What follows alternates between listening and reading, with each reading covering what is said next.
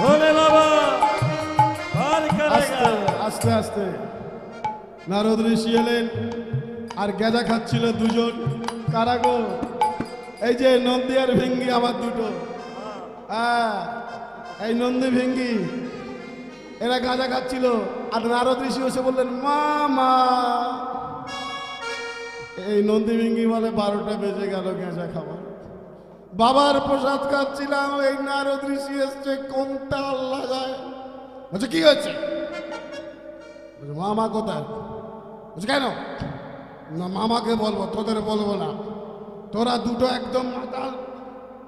হ্যাঁ, তোদেরকে বলবো না, তোরা সরে যা। নারদ ঋষিকে তারা ছেড়ে দিল, নারদ ঋষি চলে গেল।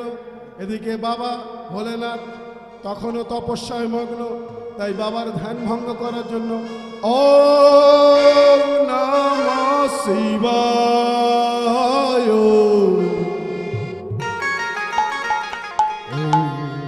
নমঃ শিবায়,